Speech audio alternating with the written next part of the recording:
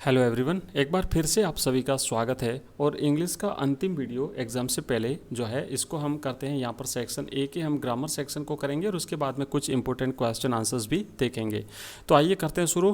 Combine the sentences using the words given in brackets. Brackets में जो word दिए हुए हैं इनसे आपको ये कंबाइन करना है। पहला सेंटेंस है the place must be made clean and green, और दूसरा सेंटेंस है वी लिव इन देयर।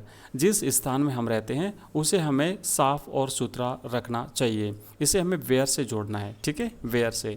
तो इसको हम इस तरीके से लिखेंगे कि द प्लेस वेयर, है ना, ये वेयर जो है यहाँ पर आएगा। The place where we live in, जिसके अंदर हम रहते हैं, वह स्थान जिसके अंदर हम रहते हैं, must be made clean and green. ठीक है, इस तरीके से आपको लिखना है। द प्लेस, उसके बाद आएगा where, where we live in, there हट जाएगा, है ना, देयर हट जाएगा। और उसके बाद फिर से यहाँ से करना शुरू, must be made clean and green. Next है the cause is still unknown, it caught fire, और इसे वाई से जोड़ना है। वाई आने क्यों, तो कॉज अभी भी, कारण क्या था, आग कैसे लगी, इसका कारण अभी भी अननोन है। तो इसको जोड़ेंगे कि द कॉज, है ना, यहाँ से शुरू करेंगे द कॉज, और उसके बाद में हम जोड़ेंगे why. Why the cause, why it caught fire, ये कारण कि आग कैसे लगी, इज स्टिल अननोन, है ना, इज स्टिल अननोन। तो एक बार इसे करेंगे, the cause why it caught fire is still unknown.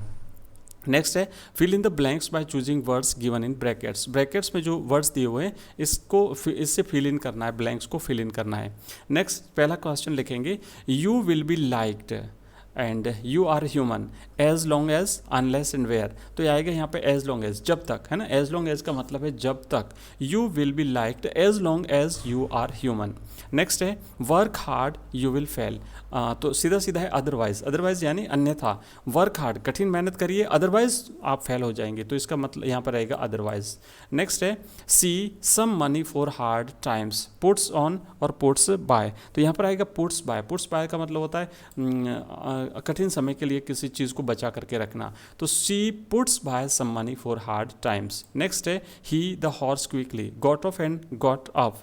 तो चौथा जो है इसका हो जाएगा गॉट ऑफ। गॉट ऑफ का मतलब होता है नीचे उतरना घोड़े से। He got off the horse quickly, जल्दी से वह घोड़े से नीचे उतरा। एंड नेक्स्ट है I shall wait for you 10 AM, till या इन। तो यहाँ पर आएगा टिल, टिल का मतलब होता है तक, मैं 10 बजे तक आपका इंतजार करूँगा। एंड नेक्स्ट है we draw water a well, from या टू, तो फ्रॉम, हमने एक कुएं से पानी निकाला, तो आएगा फ्रॉम, है ना, से यानी फ्रॉम। तो इस तरीके से हमने ये सेक्शन ए के किए, और अब हम सेक्शन सी लेंगे सीधा। इसमें हम कुछ इंपॉर्टेंट क्वेश्चन आंसर्स देखेंगे। पहला क्वेश्चन है how did the astrologers say about the death of the tiger king. Tiger king question में से लिया गया है कि जो एस्ट्रोलॉजर्स थे, भविष्यवक्ता थे, उन्होंने किस प्रकार राजा की मृत्यु की घोषणा करी थी।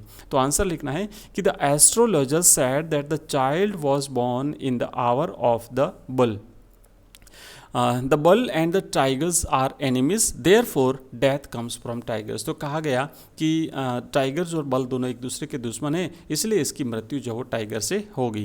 Question number 2, what was the main reason to save the life of the American soldier by Sadao. Sadao ने अमेरिकन सोल्जर का जीवन बचाया था, इसका मुख्य कारण क्या था। आंसर लिखोगे कि Sadao was a doctor, it was his duty as a doctor to save the life of a patient. तो सदाव जो है एक डॉक्टर था, और डॉक्टर की ड्यूटी है कि वो एक पेशेंट, एक रोगी का जीवन बचावे। The American was his patient first and then the enemy. वो जो अमेरिकन व्यक्ति था वो पहले उसका एक पेशेंट था, और उसके बाद में फिर वो उसका दुश्मन था। तो पेशेंट पहले था, इसलिए पेशेंट की लाइफ को सेव करना उसका जो है वो उसकी ड्यूटी थी। Number 3, why does dairy not afraid of any person on the face of it. Chapter में से ये क्वेश्चन है कि डेरी किसी से भी डरता नहीं था, क्या कारण था। आंसर लिखना है कि dairy is not afraid of persons because he was suffering from inferiority complex. वो इन्फीरियरिटी कॉम्प्लेक्स से सफरिंग कर रहा था, इसलिए वो किसी भी व्यक्ति से डरता नहीं था। He has a burned face, उसका जला हुआ चेहरा था। And he wants to avoid the people who find his face terrible. Next चौथा प्रश्न है, what did Zitkala Sa notice about the Indian girls in the school. School में Indian girls के बारे में जिटकाला शाह ने क्या नोटिस किया था। आंसर लिखेंगे कि Zitkala Sa saw the girls marching into the dining room, they were in stiff shoes and closely clinging dresses, small girls wore sleeved aprons and singled hair. Next, number 5. Why did Bama feel that elderly men's behavior was funny? We too are human beings. यहाँ पे लिखना है कि elderly men's behavior was funny because he was carrying a small packet of food by its string without touching it as though he was a big man. तो ये हमने जो है किए छोटे क्वेश्चंस, और अब यहाँ पर हैं कुछ बड़े questions. What did friends notice that was unusual about the school that day. उस दिन स्कूल में अनयूजुअल था जो कि फ्रेंड्स ने नोटिस किया था, तो क्या था अनयूजुअल। यहाँ पर आपको लिखना है कि everything was as quite as Sunday morning, जैसा कि संडे मॉर्निंग को हुआ करता है, क्योंकि संडे को स्कूल लगती नहीं है, बिल्कुल शांति होती है। तो जैसा कि संडे मॉर्निंग को माहौल होता है वैसा का वैसा उस दिन माहौल था। His classmates and the teacher were already in the class, there was no noise of the opening and closing of desks or repetition of lessons in unison. तो ये सब कुछ unusual था। Next, what plans did Douglas make to come to the surface?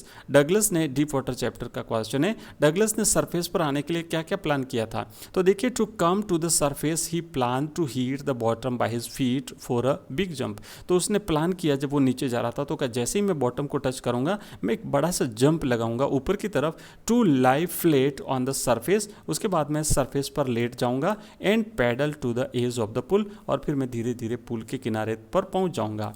Next, number 8, why are the young trees described as sprinting my mother at 66 poem में से question है। यहाँ पर यंग ट्रीज को स्प्रिंटिंग क्यों दर्शाया गया है। तो लिखेंगे answer, the poetess was driving to Cochin from her parents house. वो अपने माता पिता के घर से कोचिन एयरपोर्ट की तरफ जा रही थी। Her mother was sitting beside her, उसकी माँ उसके पास में बगल में बैठी थी। She looked out at the trees along the road, सड़क के किनारे के पेड़ों की तरफ उसने दृष्टि डाली कमला दास ने। She found them running past them. The poetess implies here that youth passes very quickly. तो जब गाड़ी चल रही थी और पेड़ पीछे की तरफ भागते हुए दिखाई दे रहे थे, तो यहाँ पर चूंकि जो यूथ होते हैं वो भागते हुए तेजी से भागते हैं, इसलिए यहाँ पर इन पेड़ों को तेजी से भागता हुआ पोइटेस ने बताया है। नेक्स्ट क्वेश्चन है, what do you think is the color of sour cream?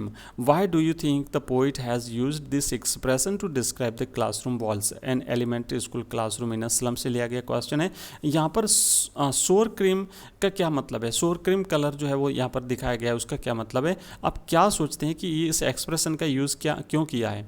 तो लिखेंगे कि I think the colour of the sour cream is dull yellow। sour cream का मतलब होता है डल येलो, डल, ठीक है, dull yellow. The poet has used this expression to suggest that the colour of the walls is faded. मतलब ये दिखाने के लिए कि दीवारों का कलर उड़ चुका था। They don't seem to have been distempered for years. ठीक है, तो ये हमने किए, और बाकी वाले क्वेश्चंस आप थोड़ा सा देख लीजिएगा, वीडियो काफ़ी लंबा हो जाएगा। तो ये क्वेश्चंस हैं, इसकी PDF आपको हमारे टेलीग्राम चैनल में मिल जाएगी, जिसका लिंक इसी वीडियो की डिस्क्रिप्शन में दिया हुआ है, आप ज्वाइन कर लीजिए। इसी के साथ साथ हिंदी कंपलसरी भी पढ़ेंगे हम, हिंदी ऑप्शनल भी पढ़ेंगे, हिस्ट्री और पॉलिटिकल सब्जेक्ट भी हम पढ़ेंगे, और लगातार आपको इसकी PDF मिलती रहेगी। तो आप हमारे टेलीग्राम चैनल को ज्वाइन कर लीजिए। जो नए स्टूडेंट्स हैं वो यूट्यूब चैनल को सब्सक्राइब कर दीजिए, अपने मित्रों के साथ भी शेयर करिए। Thank you very much all of you.